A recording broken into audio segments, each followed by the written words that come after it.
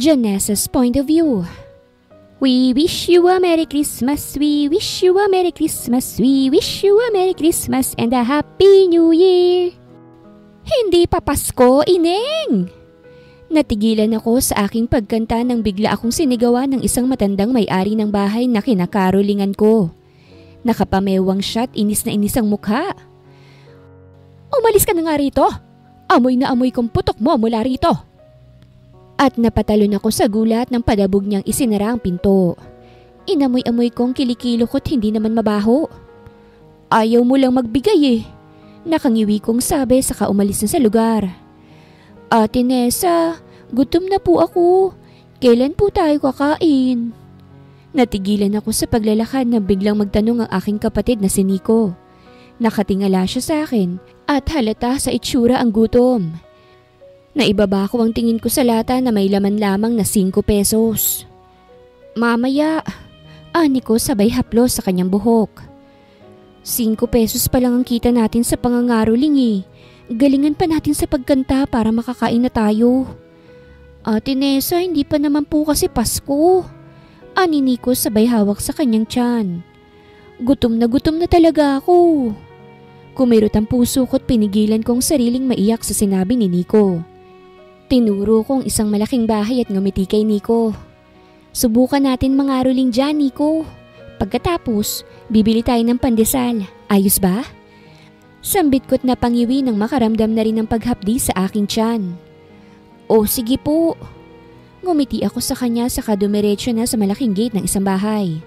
Huminga ako ng malalim bago ko sinimula ng aking pagkanta. We wish you a Merry Christmas, we wish you a Merry Christmas, we wish you a Merry Christmas and a Happy New Year. Namamas ko po.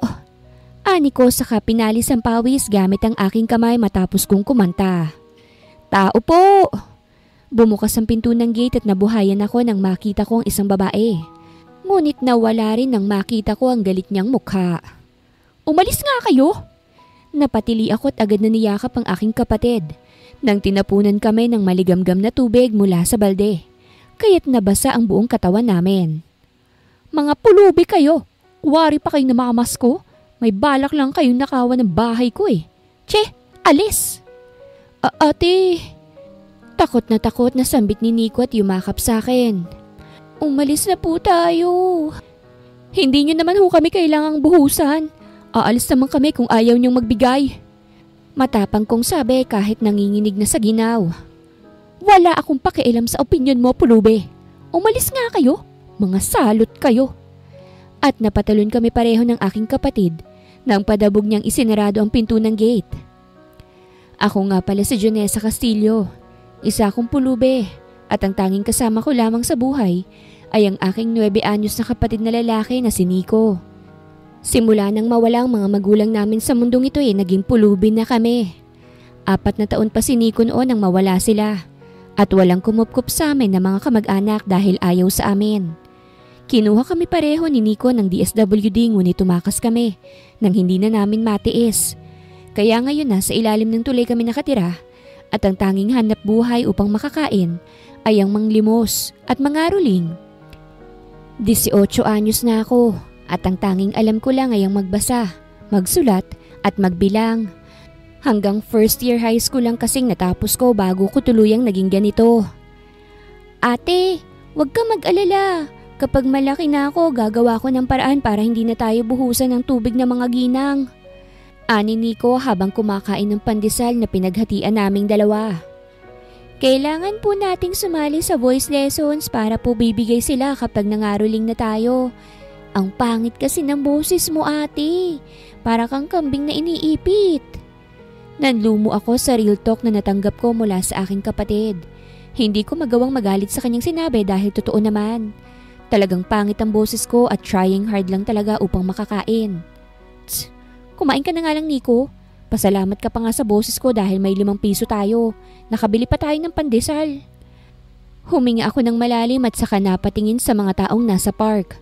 Kita kong kaginhawahan sa kanilang mga mukha. Mga magagandang damit at lusog na lusog. May mga buhay sila na kailanman ay hindi namin mararanasan.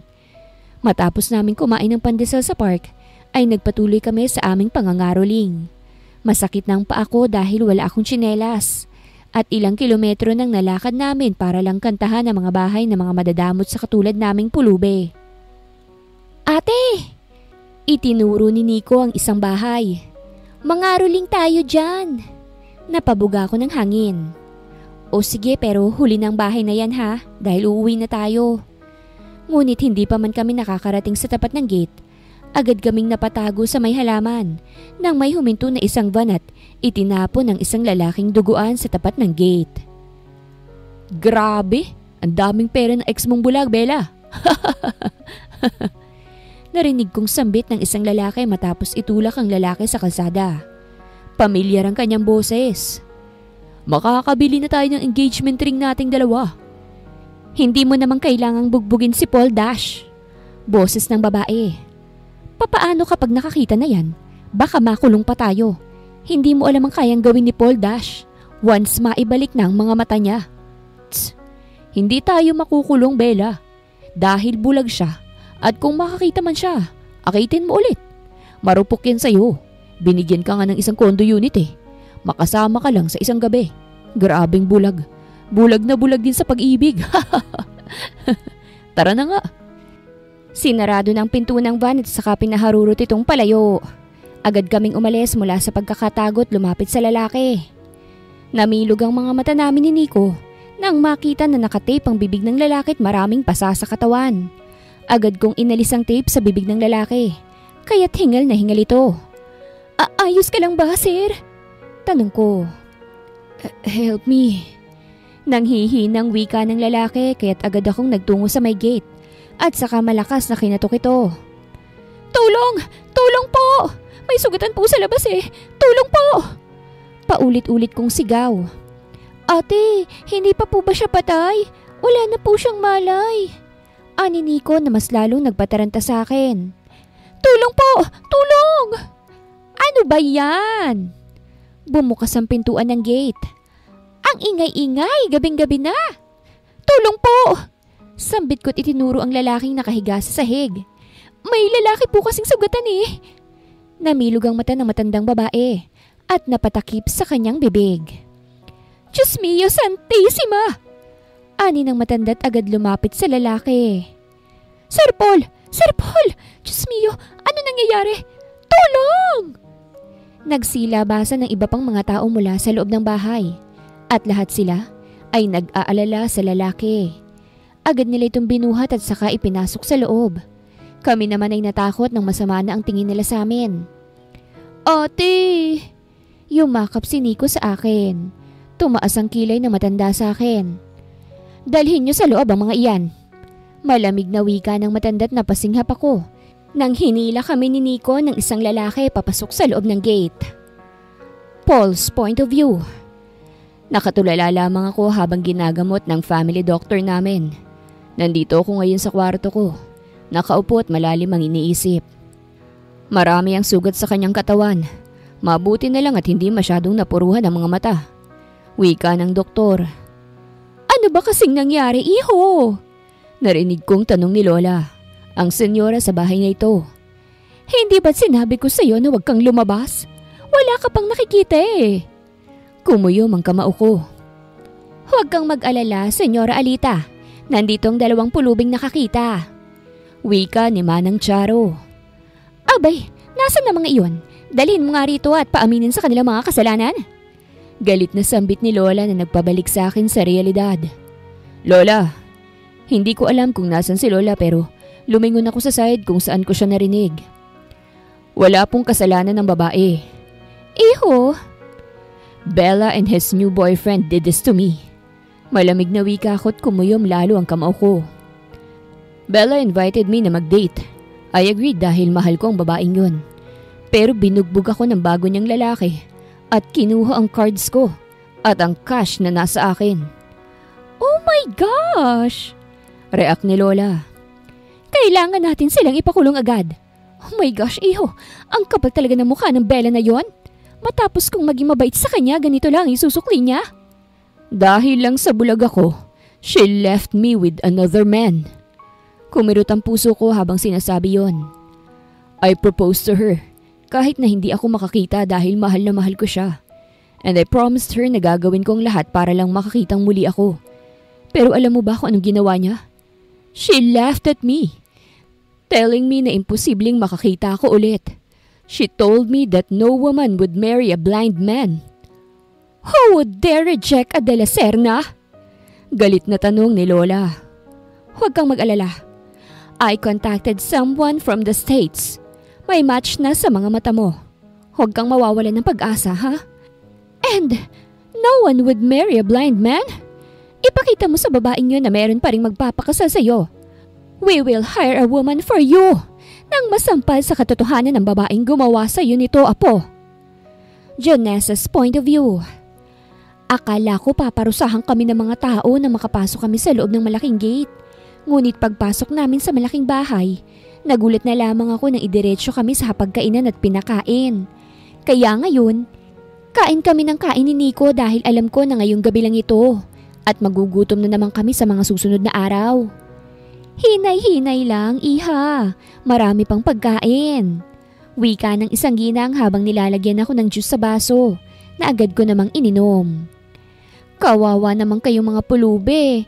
Sigurado ako na gutom na talaga kayo. Ate Nessa, ang daming pagkain. Magdala tayo nito sa tulay pag uwi natin, ah. Ani Nikot malaking kumagat sa fried chicken. Ang sarap! Halos lumuha ako habang kumakain dahil ngayon lang muli kaming nakakain ng disenteng pagkain sa disenteng upuan at disenteng lamesa. Kahit sa mga marumi naming damit, wala silang pakialam at pinaupo kami sa mamahaling upuan. At sinong nagsabi na uuwi kayo? Halos mabilaukan ako nang biglang sumulpot ang isang matanda na nakataas ang kilay habang may suot na mga gold sa katawan. Nakaramdam agad ako ng takot dahil nakakatakot talaga ang kanyang mukha. Ate, kayo bang mga pulubi na nakakita sa apo ko sa labas ng gate namin? Opo, sagot ko. Medyo nag-aalangan dahil sa kanyang mapanghusgang tingin. Nakita lang namin siya. Wala naman po kaming ginawang masama. At paano naman kayo nakarating sa lugar na ito? Walang pulubi sa lugar namin. Anya sabay halukip-kip. Namamasko lang po kami. Sagot ko. Taga-ibang bayan po kami. Hindi pa Pasko ngayon, iha. Anya at saka pinasadahan niya ako ng tingin. Ikaw ba yung mabahong amoy putok? Namulang mukha ko sa kahihiyan at napayuko. Charo, dalhin mo nga magkapatid na yan sa banyo. Paliguan niyo't bihisan. Ayokong makaamoy ng putok at basura habang kinakausap ko sila. Ani ng matandang sosyalin at saka tinalikuran kami. Nagkahiwalay kami ni Nico dahil pinaliguan nila kami. Hindi ko nga alam kung bakit sila ganito pero hiyang-hiya talaga ako. Ilang araw ka bang walang ligo, iha? Ang dami mong dumi sa balat. Ani ng babaeng mukhang naiinis na sa kakakuskus ng bato sa balat ko. Sayang yung ganda mo kung hindi mo aalagaan ang sarili mo. Wala naman po akong pambili ng sabon. Hindi ko na nga iniisip ang maligo dahil nagugutom kaming palagi. Kailangan naming mamalimos at mangaroling. Hindi naman ako nagpapaawa sa kanila. Sinasabi ko lang ang realidad sa kagaya ko na nanlilimos lang para makakuha ng pagkain. Matapos nila akong paliguan, ay tinuruan nila akong maglagay ng deodorant sa kilikili ko.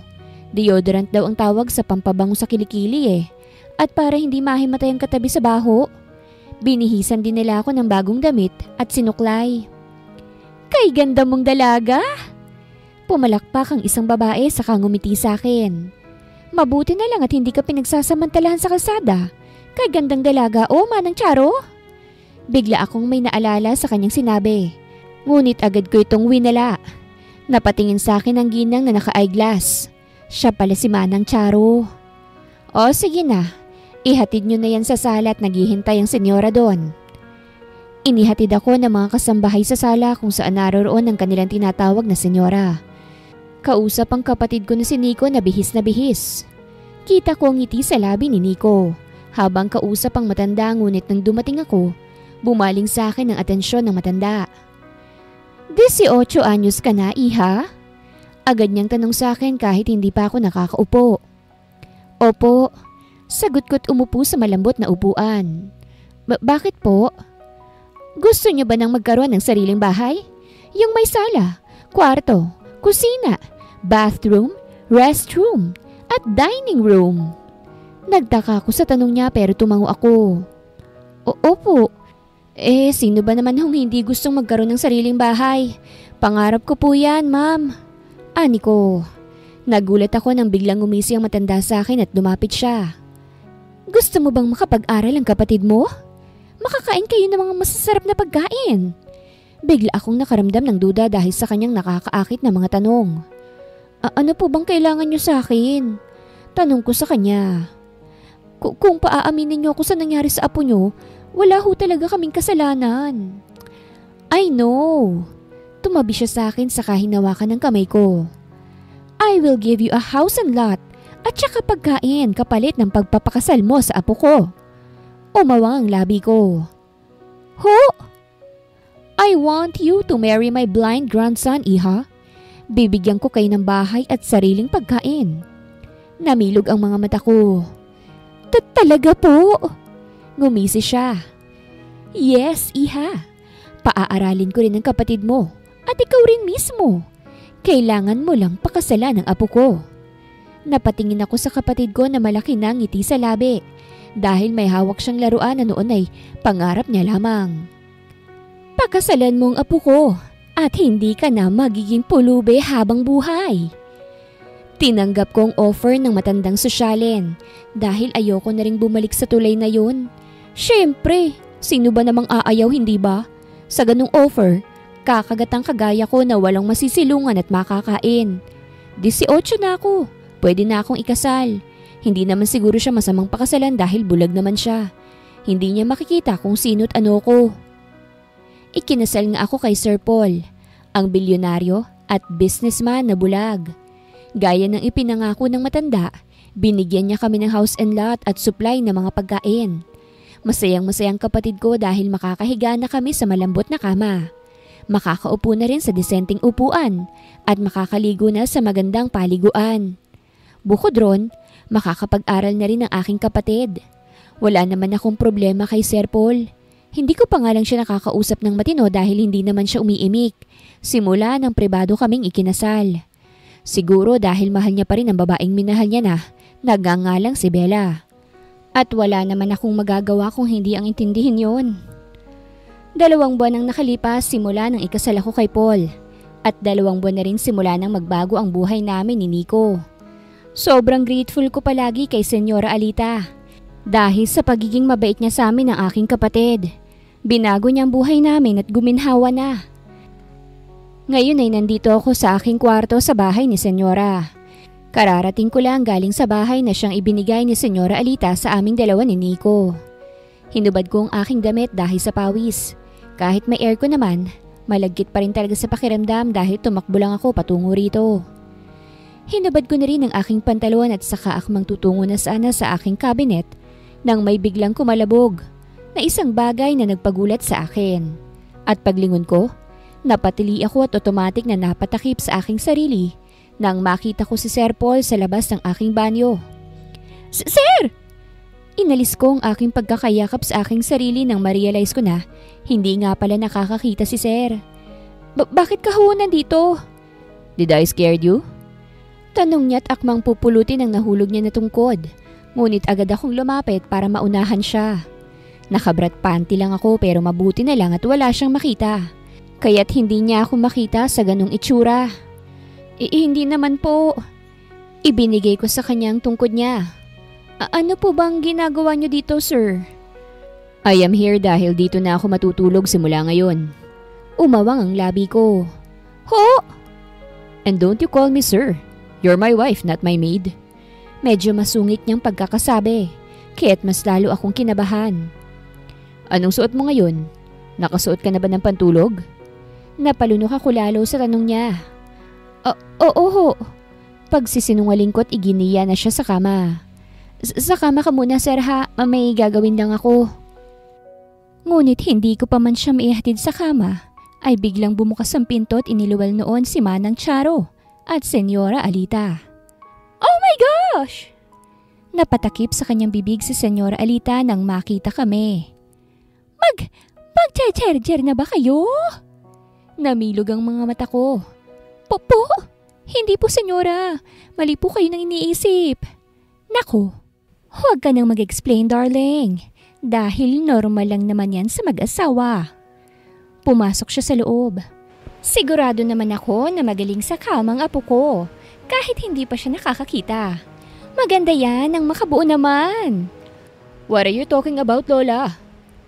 Apo, ang sexy ng asawa mo ngayon. Nakabrat panty lang, oh.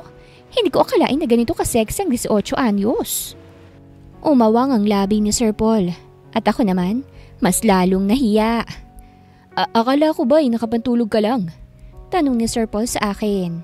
Hinawakan niya pang braso ko kaya't kinabahan ako. Umatras na sila, Senyora Alita. Pasensya na ulit sa istorbo. Nandito lang ako to tell you na mag-out of town ako for a month. Kaya dito na muna matutulog sa kwarto mo si Paul dahil isasama ko ang mga maids ko sa out of town ko. Meaning, kayong dalawa lang ang matitira. Senyora kasi, bye! At sinara niya na ang pinto ng kwarto ko. Akmang hahabol na sana ako para sana kausapin pa si Senyora. Nang bigla akong hinila ni Sir Paul at napasinghap ako nang pinaupo niya ako sa kanyang kandungan. Nakaupo na kasi siya sa malambot na kama at pulang-pulang mukha ko dahil sa suot ko ngayon. Sir Paul. Paul. Pangungoreksyon niya sa akin. I told you to call me Paul. Paul. Napalunok ako. Pasensya na. Kailangan ko pang magbihis ng pantulog. Why bother? Hindi naman ako nakakakita. Hindi ko makikita na nakaganyan ka lang ngayon. Anya, natahimik ako't hiyang-hiya na talaga. So, your name is Janessa, right? Tanong niya sa akin. Oo. Kahit hindi pa siya makakita, hindi ko pa rin maiwasan ng mailang dahil sa gwapo niyang mukha. Grabe, ang gwapong bulag. Can I call you my wife? Tanong niya. Ha? You're my wife. At bala ko na paglaanan ko ng oras ang pagkakataon na ito, Janessa. Hindi naman kailangan, sir. I mean, Paul, mas maganda kung makaka-move on muna kayo kay Bella. Naka-move on na ako kay Bella. Pagputol niya sa akin. Now gusto kong ilaan ang mga oras ko sa'yo. Now, can you describe yourself? Ano po, napakamot ako sa aking buhok. Kamukha ko raw po si Lisa Soberano. Kulang lamang po ng 7 paligo. At kaboses ko daw po si Moira. Nang umulan ng kaitiman, sinalo ko po yun. At saka, hindi po ako katangkaran eh. Hanggang balikat mo lang ako, Sir Paul. It's fine. Maganda ka na sa imahinasyon ko. Napatingin ako sa kanya. Talaga po? Ano pong itsura ko? Kamukha mo si Lisa Soberano na. Kulang lang ng paligo. At nagulat ako nang ngumiti siya sa akin. Now, can you cook for me? Hindi pa kasi ako kumakain. Agad akong umalis sa kandungan niya. O sige po, magbibihis muna ako para malutuan po kita. Do you know how to cook? Ngumiti ako sa kanya. Opo, tinuruan po ako ni Manang Charo lalo na ng mga paborito mo, Paul. Then that's good. Cook my favorite food. Okay po, sir. Iyon ang simula ng pag-uusap namin ng matino ni Paul bilang mag-asawa. Sa 2 buwan naming kasal, wala kasi talaga kaming masyadong imik dahil sa hindi ko pa siya lalong kilala. Hindi niya rin ako masyadong kilala at hinihintay ko rin na siyang unang kakausap sa akin. Hindi na mapapawi ang ngiti sa aking labi habang nilulutuan ko siya ng paborito niyang pagkain.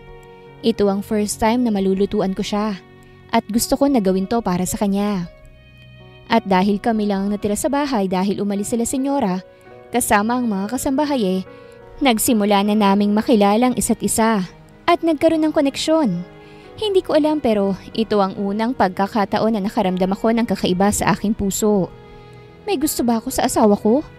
Kasi pag magkalapit kami sa isa't isa, nagwawala at bumibilis ang tibok ng puso ko. Lalo na ngayon, mas naging malapit na kami sa isa't isa. My wife, can you choose a shirt for me? Ano itong hinahawakan ko ngayon? Tanong sa akin ni Paul nang nasa walk-in closet niya kami. Bala kasi niyang mamasyal. Ito ang unang pagkakataon na nag-aya siya. Pink yan na t-shirt, Paul. Wika ko at tinupi ang iba niyang nakuhang damit kanina. And how about this? Ano to? Natawa ko nang makita ang kasalukuyan niyang hinahawakan. Ay, brief niyo po. Sagot ko na ikinapula ng labi niya. Magsusuot din po ba kayo ng brief? Yes, and I can do it on my own. Sigurado ka ba? Baka baliktad ang maisuot mo ha? Ani ko. Noong nakaraan baliktad ang pantalon mo. Mabuti na lang at hindi ka pa nakakalabas noon. Mas lalong pumula ang mukha niya. Gustong gusto mo talaga akong asarin ha? Ha? Hindi ah. Maang-maangan ko. Nagsasabi lang naman ako ng totoo. Then, help me. Magsusuot ako ng brief ko ngayon after kong maligo. Help me. Kaya mo na yan, Paul. Fighting lang. No. Hinawakan niyang kamay ko. Help me. Ayokong mabaliktad muli ang pantalon ko lalo na't aalis tayo ngayon kasamang kapatid mo. Tuturuan na lang kita kung paano malaman na maayos na pagsuot ng brief mo. Hindi ko na siguro kailangan sumama sa'yo. I am blind, my wife. Wala akong gagawing masama sa'yo. All you need to do is to help me. Hindi naman po pwedeng mga bodyguards kong tutulong sa akin, right? Biglang bumilis ang tibok ng puso ko. Ayoko kasing makita ang talong ni Paul. Masyado pang maaga para dyan. Pero dahil sa nangangailangan talaga siya ng tulong, wala akong magawa kung hindi ang tulungan siya. Is this fine already?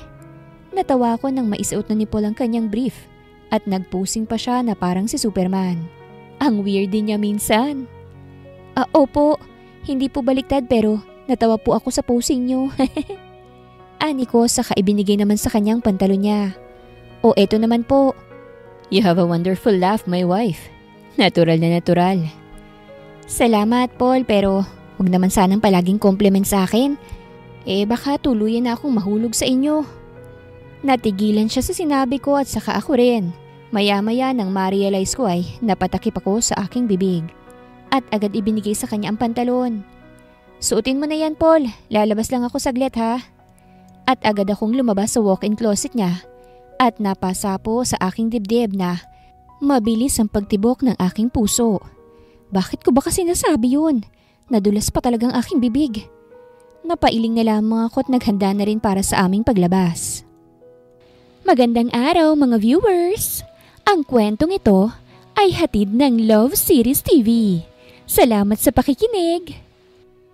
Sakay ng kanyang magarang kotse, namasyal kami sa sikat na pasyalan sa kanilang lugar.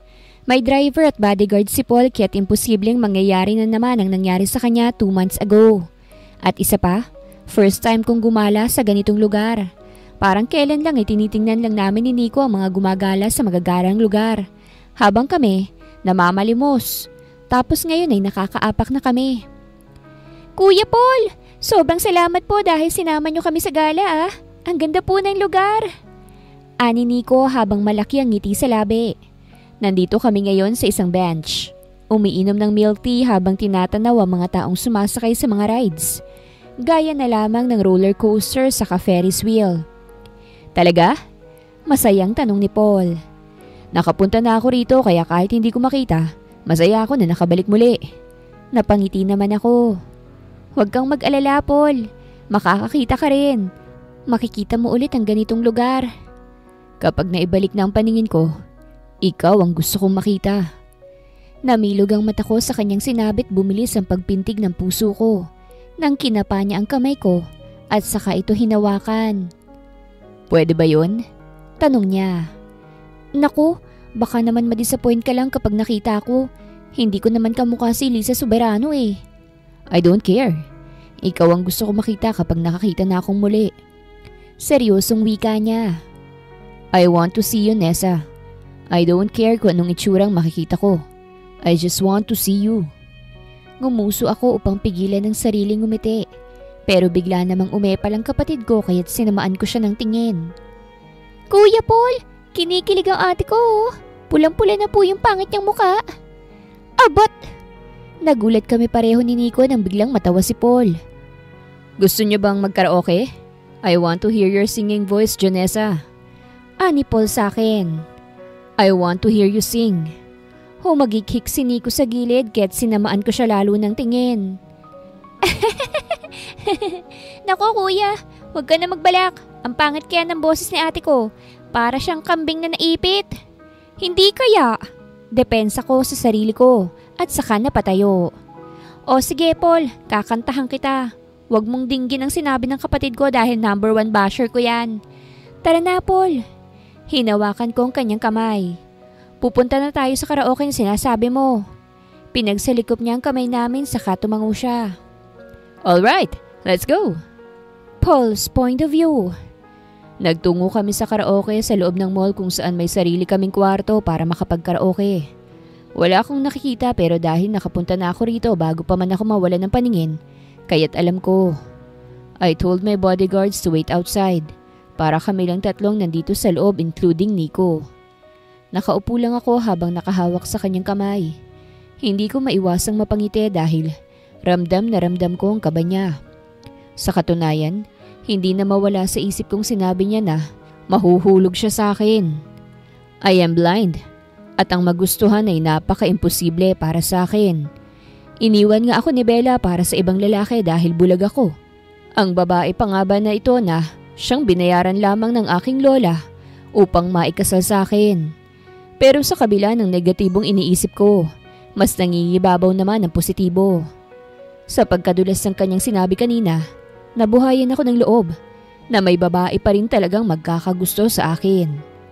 Ate, huwag ka nalang kumanta. Baka umulan pa eh.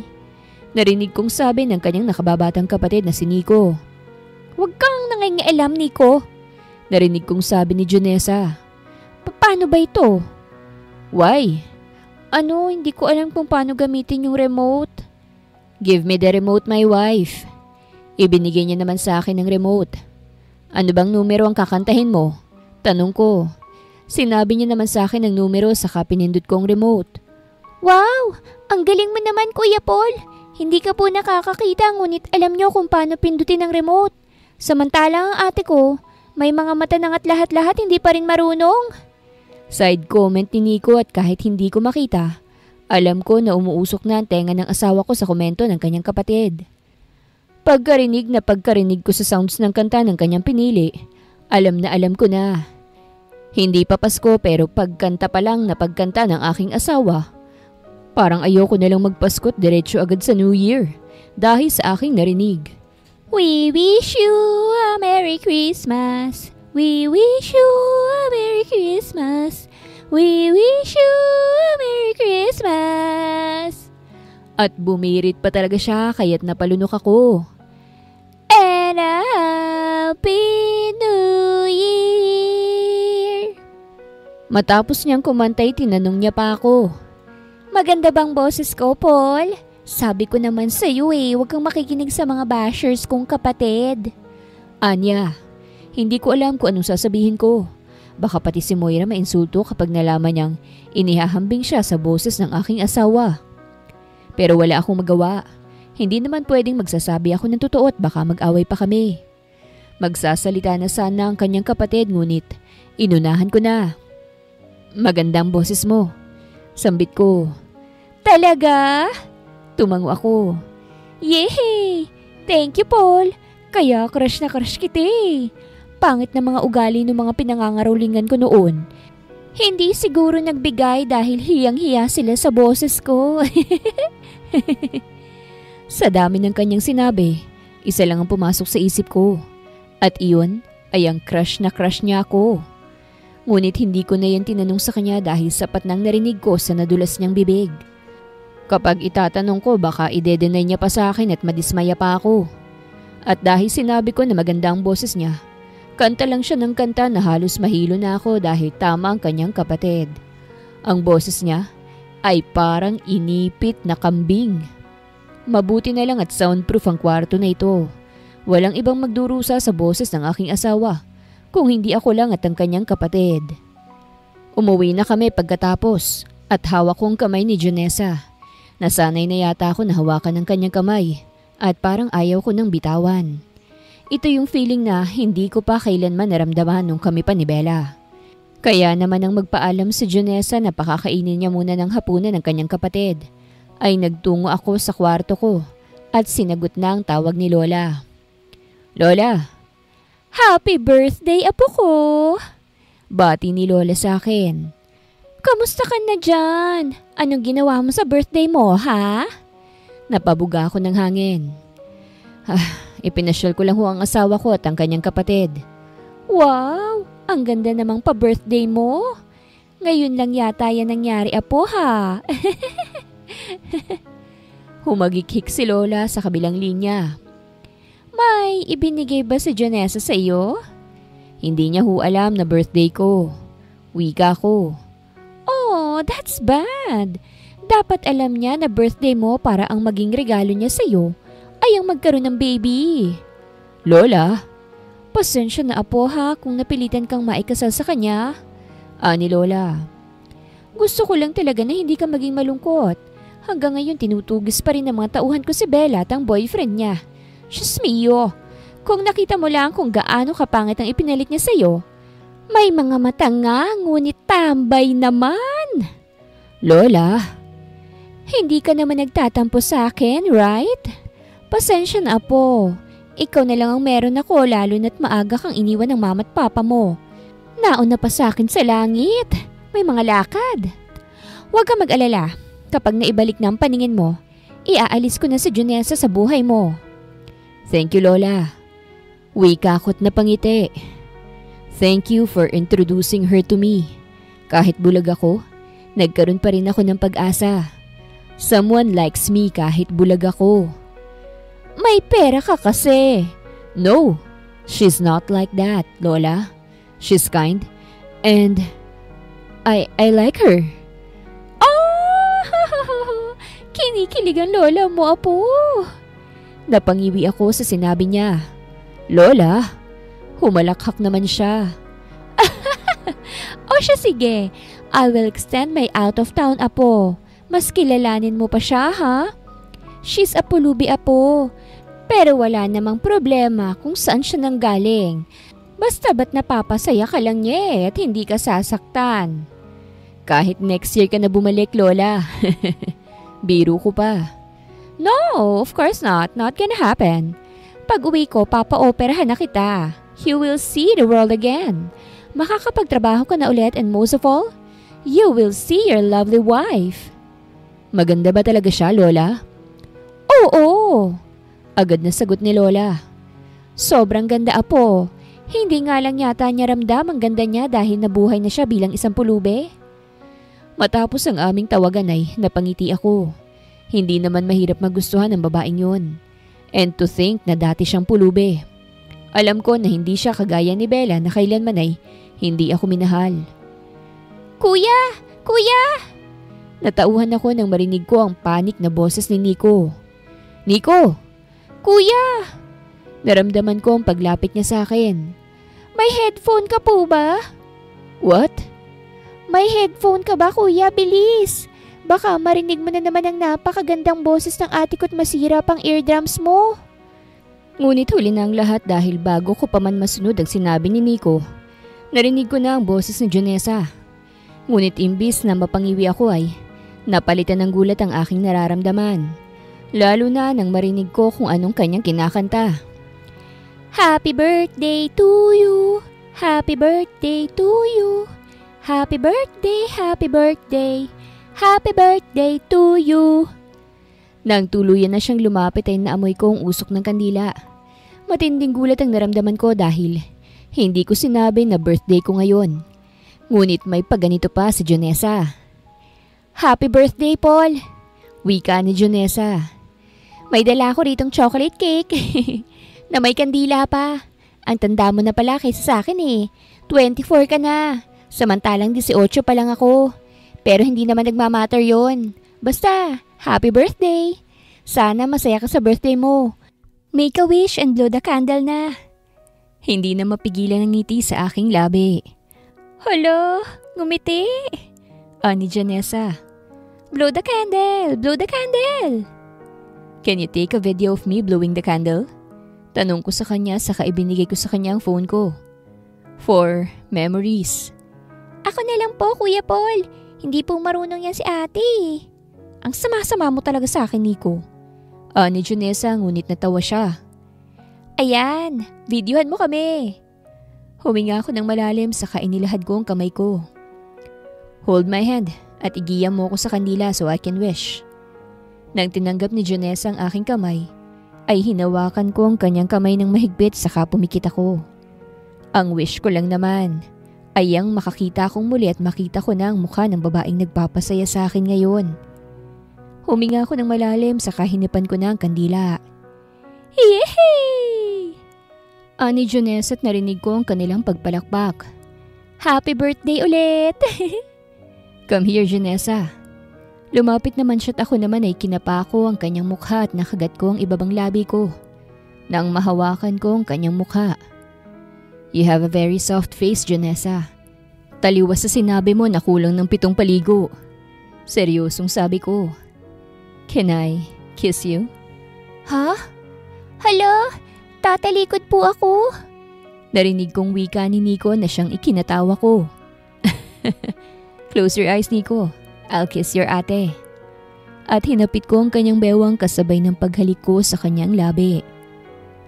Junessa's point of view. Halos hindi ako makatulog dahil sa first kiss na ninakaw sa akin ni Paul. Marahan yun at saglit lang ngunit parang pangmatagalan ng epekto nun sa akin. 1 linggo na kasing nakalipas simula na mag-birthday siya eh. At ilang na ilang ako. Halos hindi nga ako lumalapit sa kanya dahil sa kahihiyan.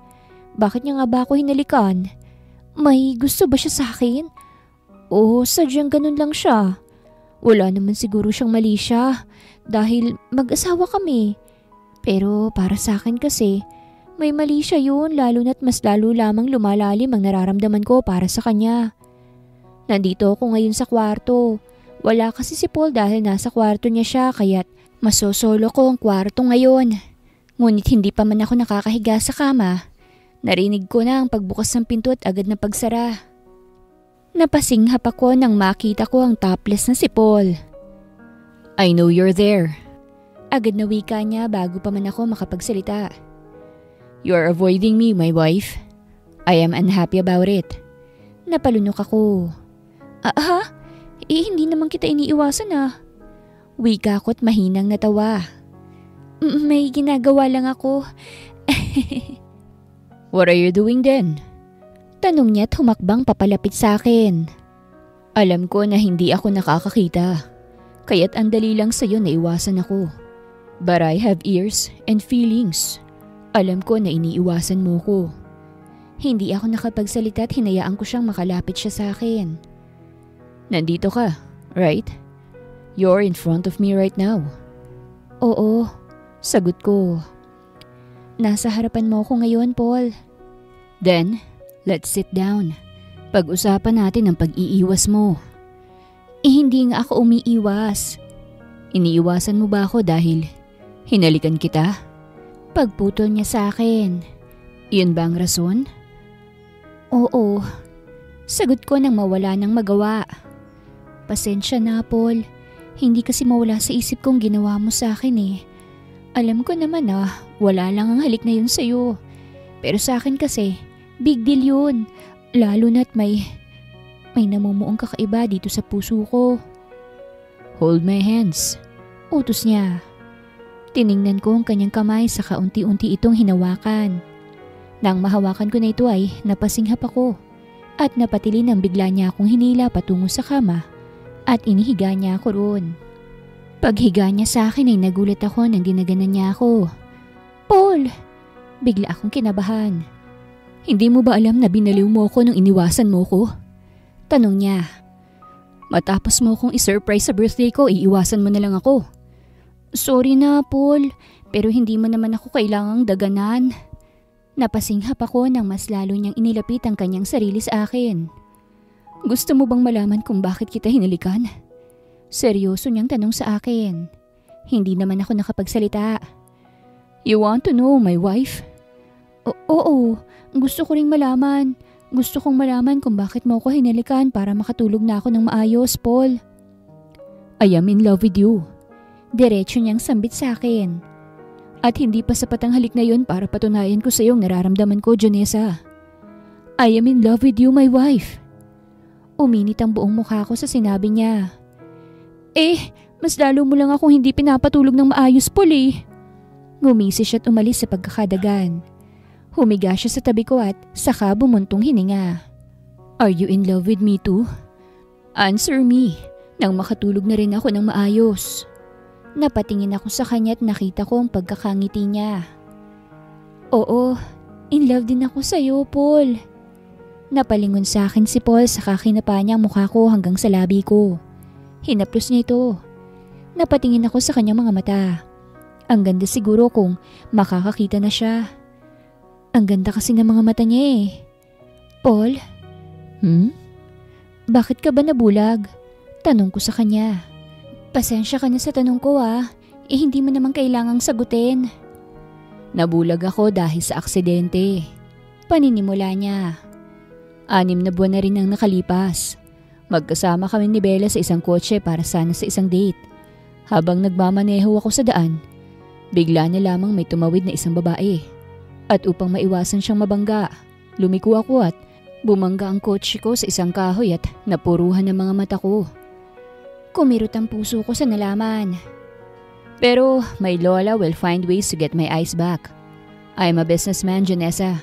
Hindi habang buhay ay magiging bulag na lamang ako dahil babagsak ang kumpanya ko at hindi na magtitiwala sa akin ang mga business partners ko. Hindi ako nakapagsalita. Para kasing pamilyar ang kanyang sinabi pero baka magkapareho lang. Sa ibang lugar kasi yun nangyari. Malapit na ring umuwi si Lola kaya't makakakita na ulit ako. Tumango ako at saka niyakap siya ng mahigpit. Nanigis siya sa ginawa ko pero wala akong pakialam. Makakakita ka rin, Paul. Huwag kang mawawalan ng pag-asa. Nandito lang ako sa tabi mo. 1 buwan pa muli ang lumipas at opisyal na nagkaroon na kami ng mutual understanding. At iyon ang pinakamagandang nangyari sa buhay ko. Kapag nagdi-date kami, nakikinig kami ng music since hindi naman siya makakita. At paglulutuan ko rin siya ng favorite dish niya. Lahat yata ginawa na namin. Except lang sa Gerger na sinasabi nila dahil masyado pa raw akong bata, sabi niya. At mas maganda raw na gagawin namin yon kapag nakakita na siya. At nang matapos ang buwan, umuwi na si Senyora, kasama si Manang Charo at iba pa. Wow! May namumuo na bang pag-iibigan dito? Sambit ni Senyora Alita sa amin nang makauwi siya. May aasahan na ba akong apo sa tuhod, ha? Hello po, Senyora Alita. Ani Nico sabay mano kay Senyora at Manang Charo. Hello, Nico. Kamusta ka na? May nangyari ba sa bahay na ito habang wala ko, iho? Marami po. Agad na sambit ni Nico sabay tingin sa akin. Nilakihan ko siya ng mata. Ano na naman kayang sasabihin ng batang ito? Ano yun, Nico? Dali! Marami pong nangyari, Senyora, habang wala ka po. Palagi pong naglalambingan ng ate ko at ang apo nyo. Kahit po wala siyang makita. Para po siyang makakakita kapag kahalikan niya ate ko. Nico! Saway ko at ngayon ay pulang-pula na. Ngising-ngisi na ngayon si Senyora kaya't hiyang-hiya ako. Oo naman, magandang balita yon, Nico, ha? Ano pa? Magkasabay po silang maligo. Nililigo na ate ko si Kuya Paul tapos sinusuotan ng brief at marami pang iba. Hindi ko alam kung saan yan nalaman ni Nico pero hiyang-hiya talaga ako. Samantalang si Paul sa gilid ko ay parang wala lang at tuwang-tuwa pa nga sa naririnig. Talaga namang magandang balita yan, Nico. Pumasok ka sa kwarto ng ate mo, ha? May chocolates doon. Kumain ng marami dahil may pag-uusapan kami ng mga matatanda lang ang pwede. Nagulat ako nang hinila ni Nico ang kamay ko. Nico? Tara ate, sa kwarto mo, mag-uusap ang mga matatanda. Napalingon ako kay Paul nang magtakip to sa kanyang bibig. Pinipigilan ng sariling matawa. Ikaw lang, Nico. Kakausapin namin ang ate mo. Ani Senyora at sinenyas ng isang kasambahay na samahan si Nico. O sige po. Nang makaalis na si Nico ay saka lamang naging seryoso ang usapan. Mabuti naman at hindi mo pinabayaan ang apo ko, iha. Ani Senyora. Nagagalak ako sa iyong ginawa. Hindi pa man kita lubos na kilala pero Alam ko nang mapagkakatiwalaan kang talaga. Wala ho yun, senyora. Iyon po ay dahil sa napamahal na po sa akin ng apo ninyo. Talaga? Napatingin siya sa apo niya. May mutual understanding na ba kayo, iho? Yes, sagot naman ni Paul. At kapag makakakita na ulit ako, pakakasalan ko na siya sa simbahan, Lola. Halos hindi na mapawi ang ngiti sa labi ng senyora sa sinabi ng kanyang apo. Speaking of yes, pwedeng-pwede ka nang maoperahan next week, Paul. Masayang sabi ni senyora. May nag-match na talaga sa mata mo at ready na. Ikaw, ready ka na ba? Humigpit ang hawak ni Paul sa akin. Yes, I'm ready na, Lola. Ilang buwan ko rin niyang hinintay. Pumalakpak si senyora saka nag-ayang kumain kami sa hapagkainan. Lumipas ang 1 linggo at nakaschedule na ang pag-oopera sa mga mata ni Paul. Kasama ko siya ngayon at ramdam ko ang excitement at kaba sa kanya. Samahan mo siya, iha, ha, sa ospital? Wika ni senyora sa akin. Nang magkaroon siya ng lakas. Tumango ako. Opo, senyora. Hinalikan ni senyora si Paul sa pisngi bago ko iginiya si Paul patungo sa isang kotse. At sumakay na kami patungo sa ospital. Sobrang higpit ng hawak ni Paul sa akin nang makarating kami. Naghihintay kami sa waiting area habang hinihintay ang doktor. I can't wait to see you, Junessa. This is the day. Hinawakan ko rin ang kamay niya. Oo, excited din akong makakita ka na, Paul, at para bumalik na sa dati ang buhay mo. Alam ko na magiging successful ang araw na ito para sa iyo. Inangat ni Paul ang kamay kong nakahawak sa kanya saka hinalikan niya ang likod nito ng matagal. Napalunok ako at ramdam na ramdam ko ang mabilis na tibok ng puso ko sa kanyang ginawa. I love you, Junessa. Mahina niyang sabi. Please wait for me. Tumango ako. Oo, hihintayin kita, Paul. Nang pumasok na si Paul kasama ang doktor na mag-oopera sa kanya, ay umuwi muna ako sa bahay upang maghanda. At si senyora muna ang maghihintay doon. Nagpa-print kasi ako ng tarpaulin na may nakalagay na, Welcome back, Paul. At may mga balloons pa at cake na siyang binili ko rin.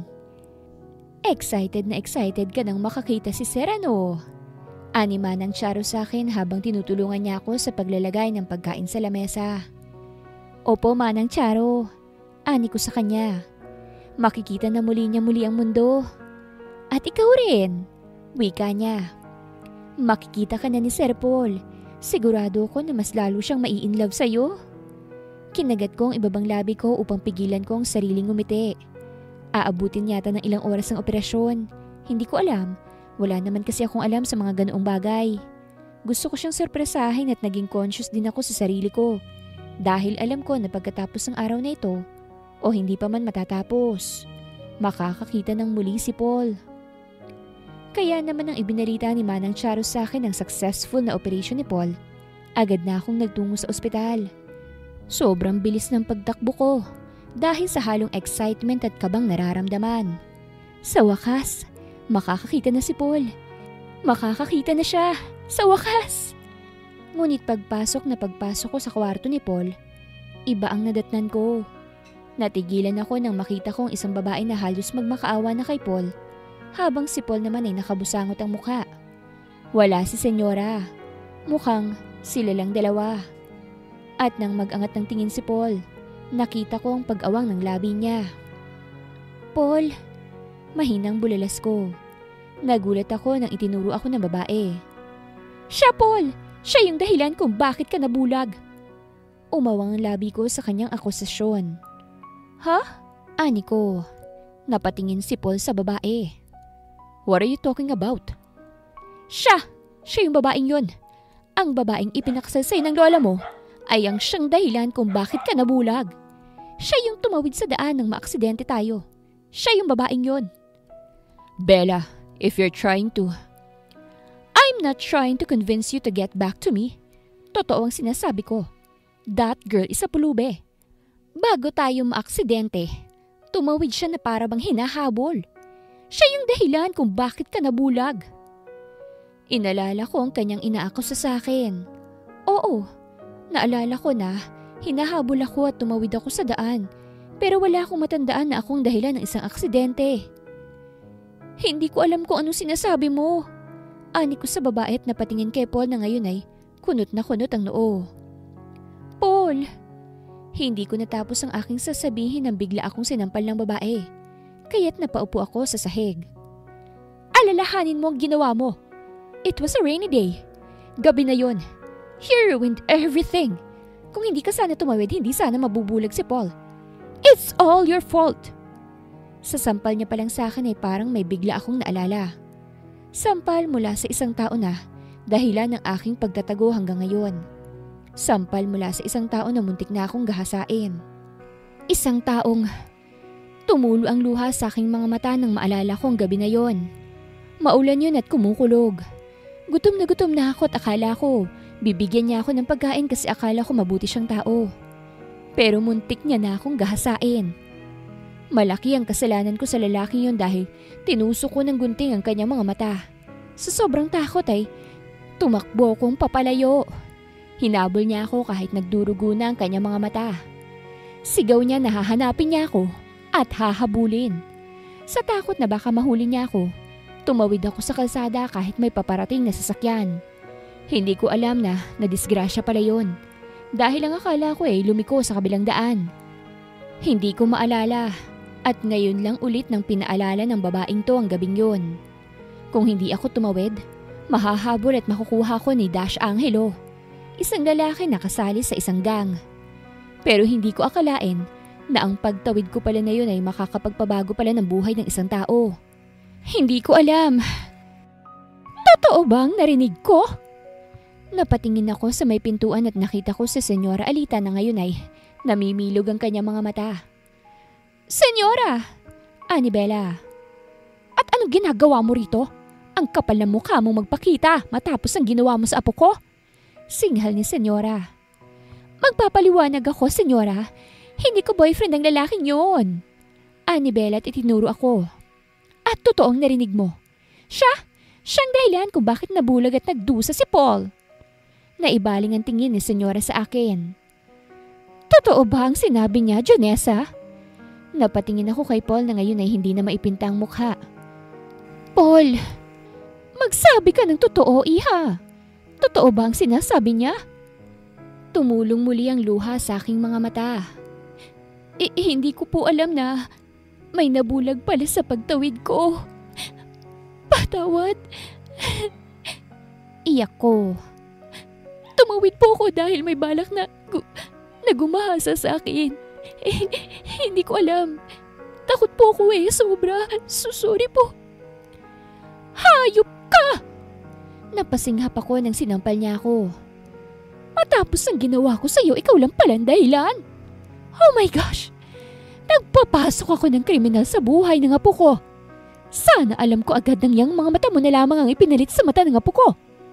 Totally wala ka namang silbi sa mundong to kung hindi ang mandimos. Para akong sinaksak ng paulit-ulit ng kanyang matulis na mga salita sa aking puso. Hindi ko naman ginusto ang nangyari. Tumingin ako kay Paul at hindi na siya makatingin sa akin. Nakita ko rin na nakakuyom na ang kanyang kamao. Mas lalo lamang akong nasaktan. Umalis ka na rito, iha! At huwag ka nang magpapakita pa sa amin. Ngayong alam ko na, wala nang silbi para magpakita ka pa sa amin. Totale hindi naman kayo totoong kasal ng apo ko. Lahat kaming nasa loob ay napasinghap sa revelasyon ng Senyora. Kita ko pang pamimilog ng mga mata ni Paul. Senyora! Umalis ka na! You piece of a beggar! Umalis kayo ng kapatid mo sa lugar na ito. At huwag na huwag kayong bumalik kahit kailan. Wala na yatang masasakit pa sa kanyang sinabi. Sobrang excited ko pa naman na makasama si Paul na ngayon ay nakakakita na. Ngunit nabulgar ang katotohanan at ako ang dehado. Dahil wala akong kalaban-laban. Naakusahan pa ako na isang kriminal na hindi ko alam. Tumingin ako kay Paul at naiyak na tumakbong palabas ng kwarto ng ospital. Ngayong nalaman ko na ako palang babaeng ikinwento ni Paul na tumawid. Wala na akong mukhang ipapakita sa kanya. Wala na akong mukhang maipapakita pa kay Senyora. Sa lahat. Kaya ang ginawa ko, umalis na lamang ng tahimik sa bahay na ibinigay ni Senyora. Inihabilin ng sulat kay Manang Charo upang ipabigay kay Paul kapag nakauwi na siya. At ngayon, Nagpakalayo na kami ng kapatid ko upang mamuhay ng tahimik bilang isang pulube, kung saan kami nabibilang. Ngunit hindi pa man kami masyadong nakakalayo, isang presensya ang biglang nagpakita. Ang siyang nagpayanig sa buong pagkatao ko. Isang presensya na hindi ko akalaing makikita ko ulit. Si Dash Angelo. Paul's point of view. Tulala lamang ako matapos kong malaman ang katotohanan. At mas lalong natulala nang makita kong pinagsasampalang magandang mukha ng aking mahal. Ngayong nakaalis na siya sa kwarto ko ay siyang paglapit naman ni Bella. Babe, ni Bella, at hinawakan ang mukha ko. I'm glad na nakakakita ka ng muli. I'm so happy. Iniwas ko ang mukha ko sa kanya. What are you doing here, Bella? Tapos ka na sa sinabi mo, hindi ba? Pwede ka nang umalis. Babe! We're done, Bella. Malamig kong sambit. You can't convince me na bumalik sa buhay mo after what you did to me. Babe, Umalis ka na nga, Bella. Hindi na kita kailangan sa buhay ko. At humiga na ako muli sa kama at saka pumikit. Hindi ko alam kung anong gagawin ko ngayong nakakakita na ako. Saka ko malalaman ang katotohanan. Hindi naman mababaw ang isip ko. To blame her for what happened to me. Hindi lang siguro ako makareact noon dahil nagulat ako sa nalaman ko. But damn, seeing her cry makes me so sad. Apo? I need to be alone, Lola. Wika ko. Lumabas muna kayo. Pinaalis ko ng babaeng yun dahil siya palang dahilan. Gosh, mabuti na lang talaga. Hindi totoo ang kasal namin ni Janessa. Tanong ko sa kanya. You didn't pass the papers? Hindi naman ako baliw, Apo, para ipasa yon. Hindi natin kilalang pulubi na yon. Na basta-basta na lang ipapakasal sa'yo. I love her. Mahinang sabi ko. Hindi mo naman siya kailangang sampalin eh. Akala ko pa naman hindi mababaw ang pag-iisip mo, Lola. I didn't know na magagalit ka kaagad. It's not her fault. Hindi niya kasalanang nabulag ako kasi hindi naman natin malalaman na ganun ang mangyayari sa akin. Natahimik si Lola, kaya't nagpatuloy ako. I'll look for her once na makalabas ako. Sana hindi pa yun nakakalayo. I won't forgive you kapag hindi ko siya makikita, Lola. And it's my fault dahil wala rin akong sinabi nang dumating siya. Siguro dahil nagulat ako sa narinig ko at hindi agad nakapag-react. Pag uwi namin sa bahay kinabukasan ay sinalubong agad ako ni Manang Charot ng iba pang mga kasambahay na naging parte na rin ng aking buhay. Masaya sila sa pagbabalik ko pero ramdam kong may kulang. Iho, ani Manang Charot may ibinigay na isang papel sa akin. Sulat ito galing kay Janessa, ipinabibigay sa iyo. Umawang ang labi ko't agad na tinanggap to. Hindi ko alam kung ano bang nangyari pero umalis na siya, Iho eh. Sayang ang mga inihanda niya para sa iyo. Excited pa naman yun na makauwi ka na rito. May cake pa na inihanda niya. Inilagay na lang namin sa refrigerator. Halos mapunit ko ang papel sa narinig. Agad akong dumiretso sa kwarto ko at saka binasang nakasulat. Paul, kung nabasa mo ito, sigurado ako na nakaalis na ako sa bahay mo at sa buhay mo. Pasensya na kung nabulag ka nang dahil sa akin. Hindi ko alam na may nagawa pala akong kasalanan sa iyo. Hindi ko alam na may nangyari palang ganon. Pasensya na. Wala na akong mukhang iyaharap sa iyo. Ngayong alam ko na ang katotohanan. Sana mapatawad mo ako sa nangyari. Paalam. Agad na nilukod ko ang papel matapos kong mabasa yun. Yun lang ang nabasa ko't wala nang iba pa. Wala man lang pasabi kung mahal niya ba ako o hindi. Ganun lang. Agad akong tumayo sa kakinontak ang mga tauhan ko. Hahanapin ko ang babaeng yun. Hindi pwedeng hindi ko siya makita ulit. Hello, boss. Welcome back. Orlando, wika ko. Prepare the men. May hahanapin tayo. Yes, boss.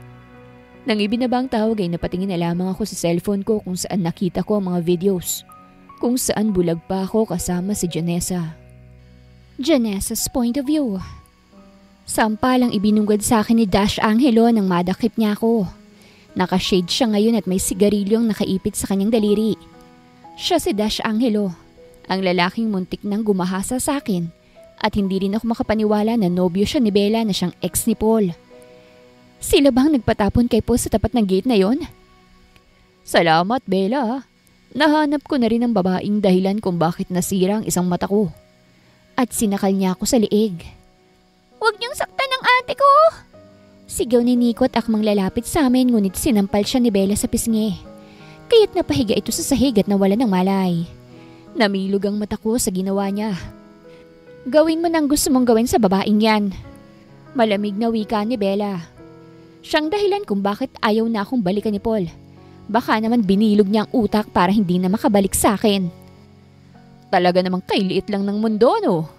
Ani Dash Angelo saka inilapit niya ang kanyang mukha sa akin. Nagmumukha ka na talagang tao ngayon, Janessa. Salamat sa bulag na yun at mas lalo kang naging masarap ngayon. Ano? Nagpatikim ka ba sa lalaking yun? Gusto mo pala sa mga bulag, ha? Bulag din naman ako, ah. At hinubad niya ang shades niya at nakita kong isang mata niyang hindi na gumagana. Dahil tinusok ko yun ng gunting na muntik na niya akong gahasain. Nakikita mo ba yan, ha? Yan ang ginawa mo sa aking gaga ka. Deserve mo yan. Bastos ka. Deserve ko, ha? Sigaw niya saka idinabog ang ulo ko sa pader. Kaya't nanghina ako. Tama na muna yan, Dash Angelo. Baka mamatay na yan. Kailangan ko makabalik kay Paul de la Serna. At para wala na siyang babalikan.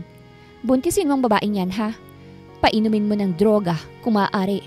Basta't hindi lang siya mabalikan ni Paul. May pera ba ako sa utos mo, Bella? Tanong ni Dash Angelo. Matagal na akong sabik na sabik sa pulubi na ito, eh. Matagal ko na itong minamanmanan pero wala akong planong buntisin siya. Dahil kukunin ko siya ng paulit-ulit hanggang sa magsawa na ako. Oo, babayaran kita basta't hindi lang siya makabalik kay Paul. Gawin mo na yun, Dash. Masusunod. Basta, pera, yung marami. Luminaw muli ang paningin ko nang lumapit muli sa akin si Dash at hinawakan ang baba ko. Oh, ano na? Hindi na kita pipilitin pa dahil ikaw na mismo magtatapon ng sarili mo sa akin, Janessa. Ngumisi siya at ipinakita ang isang bote. Inumin mo na ito at magsasaya tayo buong gabi. At sinubukan niyang ibuka ang aking bibig at sa pilitang ipainom sa akin ng isang bote na tingin ko ay may lamang droga. Pinilit kong itinikom ang bibig ko dahil sa mas malakas siya. Kaya't nang naigang lakas niya ay tuluyan niyang napainom ang laman ng bote na yon at agad tinakpan ng bibig ko upang hindi ko yun mailuwa. Gusto kong masuka dahil sa pangit na lasa ngunit tingin ko malaki ang epekto ng ipinainom niya sa akin. Lalo na ng ilang minutong nakalipas.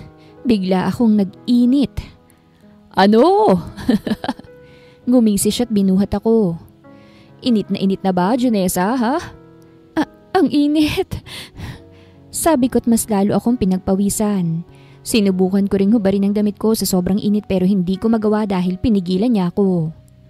May bata na walang malay kaya sa loob ng kwarto ko tayo gagawa ng milagro. Ngumisi siya. Gagamutin natin yung nararamdaman mo ngayon, Janessa. At inilapag niya ako sa isang kama. Hindi ko alam kung ano nangyari pero para na akong nadadala sa init ng laman. Wala akong ideya at kahit salungat ang isip ko sa nararamdaman ko, wala na akong kontrol sa sarili ko. Sabi ko naman sa iyo hindi na kita kailangang gahasain para bumigay ka sa akin. Ikaw mismong magbibigay ng sarili mo sa akin. Anya't sinimulan niyang halikan ang aking leeg habang hawak-hawak niya ang kanyang kamay sa magkabilang gilid. Mukhang umeepekto ang drogang pinainom ko sa'yo. Mukhang magiging masayang gabi natin, Janessa. At humalakhak siya. Ngunit bago pa man niya ako muling mahalikan, biglang bumukas ang pinto at iniluwal noon ng isang lalaking nakamask. Anak ng sinong... Sigaw ni Dash at nang akmang bubunot sana siya ng barel. Hindi na niya nagawa dahil naunahan na siya. Binaril siya sa tuhod kaya tuluyan siyang nawala mula sa pagkakadagan. At ako naman ay halos matauhan sa nangyari. Aray! Rinig kong sigaw niya. Mas lalo lamang akong nag-init nang nilapitan ako ng isang lalaki at hinubad niya ang mask niya. Hubaran mo ko. Ani ko. Init na ako. At humalik ako sa kanyang leeg na nagpatalon sa kanya sa gulat. What the heck? You're being drugged? Mukhang nadrogang nobya mo, sir. May walang laman ng bote rito. Narinig kong wika ng isang lalaki. Ilabas yung lalaking yan at dalhin niyo na sa presinto. Ang bata naman ipa-check up niyo agad sa doktor. Ako nang bahala sa kanya. Okay, sir. Napasigaw si Dash habang nagpupumiglas. Agad nang lumabas ang ibang lalaki nang hinubad ko ang ibabaw na damit ko at iniluwal noon ang huling saplot na nagtatakip sa dalawang bulubundukin ko. Ang lalaki naman sa harapan ko ay namilog ang mga mata. Agad ko siyang hinalikan sa labi bago pa man siya makapagsalita at inihiga niya ako sa kama. This is not the right time, my wife. Wika ng lalaki at napasinghap ako nang takpan niya ng tape ang aking bibig. Kailangan mo munang maagapan ng droga. At nagpupumiglas ako ng talian niyang kamay at paa ko bago binuhat palabas ang isang kwarto at palabas ang isang bahay. Umaga na yata nang mabalik ako sa realidad at nakita ko na lamang sarili kong nakatakip ang bibig habang nakatali ang aking mga kamay at paa. Nasa magandang kwarto at nakahiga sa maganda't malambot na kama. Nasaan ako? May ginawa ba sa akin si Dash? Nakuha na ba niya ang gusto niya? Tiningnan kong sarili ko at nakita ko na wala akong pang ibabaw na damit. Pero may pantakip pa naman. Ano bang nangyari? Nasaan ang kapatid ko? Bumukas ang pinto ng magandang kwarto at niluwali roon ang hindi inaasahang presensya. Paul? You're awake. Malamig niyang wika saka lumapit sa akin upang tanggalin ang tape sa bibig ko. Hinihingal ako nang tanggalin niya yon samantalang siya'y nanatili lang na nakatingin sa akin. Bakit siya nandito? Lumayas na ako Hindi ka na ba naiinitan? Tanong niya sa akin. Wala ka na bang ibang nararamdaman sa katawan mo? Umawang ang labi ko sa tanong niya. Anong ibig mong sabihin? You were drugged, baby. Kung hindi ako dumating, tuluyan ka nang naangkin ng pangit na may balak na masama sa'yo. Si Dash, anong nangyari sa kanya? Nasa kulungan na. Agad niyang wika. Magkasama na sila ni Bella doon. Umawang ang labi ko sa narinig. At kaya kita itinali dahil sobrang init na init ka kagabi. You tried to kiss and make love to me. Hindi pa pwede dahil hindi naman tayo kasal. Tumango ako at saka nagbaba ng tingin. Salamat. Niligtas mo ko. It's normal to save you because you saved me too, Janessa. Hindi naman ako mababaw para isisi pa sa iyong nangyari. The best thing is, nakakita na ako ulit. I'll continue my life now. And I want to continue it with you. Napasinghap ako sa sinabi niya at napaangat ng tingin. Nagulat ako nang ngumiti siya saka tinanggal ang pagkakatali niya sa kamay at paa ko. Sigurado ka ba sa akin, Paul? Pulubi lang ako. Wala kang makukuha na maganda sa akin. Hindi mo pa nga ako lubos sa kilala at saka... Shh! Inilagay niya ang daliri niya sa labi ko. Don't talk. Ayoko nang marinig ang negatibo mong sasabihin tungkol sa sarili mo. Nandito lang naman ako para marinig ang dapat kong marinig. Ano yun? Tumingin siya sa mga mata ko. Mahal mo ba ako? Bumilis ang tibok ng puso ko sa kanyang tanong sa akin. Mahal mo ba ako, Janessa? Noong panahon na bulag pa ako. Mahal mo ba ako? Mahina akong tumango at saka nagbaba ng tingin. Kailanman ay wala pa akong naranasang pag-ibig kaya hindi ko masyadong makumpirma kung pagmamahal nga bang nararamdaman ko, ngunit tumingin ako sa kanya. Masaya ako nakasama ka, Paul. Kailanman, hindi ko inisip ang pagiging bulag mo kasi wala naman yun sa akin eh. Hindi naman nasusukat sa ganun. Ganun din ako. Wika niya. Hindi nasusukat ang estado mo sa buhay sa pagmamahal ko sa'yo. Wala nga akong pakialam kung dati ka pang pulube, Janessa. Tanggap ko ang buong pagkatao mo gaya ng pagtanggap mo sa akin. Namuo ang luha sa kanyang mga mata at nang tuluyan ng umiyak ay yumakap ng mahigpit sa kanya. Nagstay kami ng ilang araw sa kondo niya bago kami nagtungo sa bahay ni Senyora kasamang kapatid ko. Humingi ng tawad si Senyora sa nagawa niyang pagsampal sa akin at sa kanyang binitawang salita noong nasa ospital pa kami. Agad ko naman siyang napatawa dahil alam ko na nadala lamang siya sa galit at pag-aalala sa kanyang apo. Hindi naman kasi magiging mapayapa ang pagsasama at hindi uusad kung walang kapatawarang mangyayari. At isa pa, mas nangingibabaw pa rin ang kabutihan na ginawa ni Senyora sa akin. Siya ang dahilan kung bakit guminhawa ang buhay ko. At siya rin ang dahilan kung bakit nakilala ang lalaking mahal ko. Everyone, This is Jonessa Castillo, my fiancé. Pakilala ni Paul sa akin sa mga empleyado niya nang magtungo kami sa kumpanya para sa anniversary. At ikakasal na kami. Lahat kayo ay invited. Naghiyawan ang lahat sa narinig at binati kami. 1 taon na palang nakalipas simula nang bumalik ang paningin ni Paul at mas pinatibay pa namin ang aming relasyon. Gusto ni Senyora na ipakasal na kami agad ngunit mas gusto ni Paul na i-enjoy muna namin ang aming mga sarili bilang magjowa bago pumasok sa bagong yugto ng buhay. Last month, nang mag-19th birthday ako, nag-propose siya sa akin. Alam ko na sobrang bata pa at marami pa dapat akong tatahakin. Pero sadyang handang-handa na ako sa bagong buhay kasama si Paul. At hindi basehan ng edad sa kahandaan sa pagpapakasal. At isa pa, hindi na dapat ipagtagal lalo na't kung pwede na. Pwede pa rin namang mas patibayan ng relasyon sa buhay mag-asawa kaya't umuo na ako. Kasi yun din naman ang gusto ko eh. Sana makaabuo agad kayo ng bata kapag naikasal na kayo. Next week ng kasal nyo kaya dapat gawa agad ha. Nang maabutan ko naman bago malagutan ng hininga. Wika ni Senyora sa akin habang hawak ang kamay ko. Nandito kami ngayon sa sala ng bahay ni Senyora. Nag-uusap. Habang si Paul naman ay busy sa mga bisita niya. May bahay nang inihanda si Paul para sa aming dalawa. Siyempre isasama namin ang kapatid ko dahil bata pa naman yun.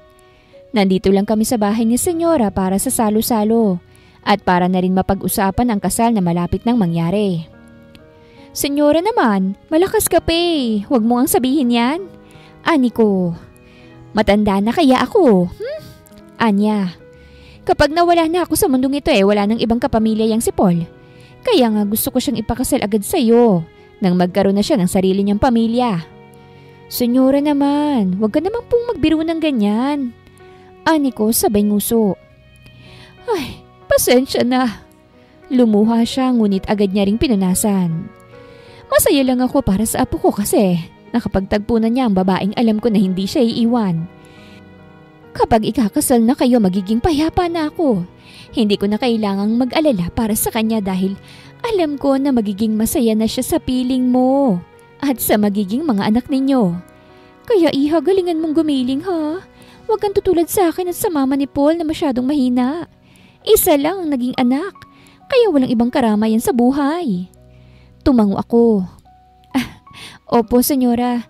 Gagalingan ko po basta huwag na po kayo mag-iisip na mawawala na kayo, ha? Masasaktan si Paul kapag nalaman niyang sinasabi mo sa akin. O di secret lang natin yun at baka hindi na ako kausapin yan. Lagod ka talaga sa akin. Humalakhak siya at saka hinawakan muli ang kamay ko. Maraming salamat, Iha. Sana hindi ka magsisisi na pakasalan mong apo ko sa mura mong edad. Umiling naman ako. Hindi po ako magsisisi, Senyora. At saka niyakap ko siya pagkatapos. Ikinasal kami ni Paul sa simbahan 1 linggo ang nakalipas. Maraming dumalo at kadalasan ay mga kasosyo ni Paul sa negosyo. Magara ang kasal at mayaman na mayaman talaga. Sa mahal ba naman ng gown ko parang ayoko na talagang suotin sa totoo lang. Dahil kumikinang milyones na pera. At isa pa, sa ibang bansa ang honeymoon namin kaya naman kinabukasan matapos ang kasal, sumakay kami sa private plane at saka nagtungo kami sa Maldives upang doon na-enjoy ang buhay ng isang newlywed. Ang ganda dito, Paul! Ani ko habang hanggang bewang ko na ang malinaw na tubig ng isang beach sa Maldives. Parang ayoko nang umalis dito.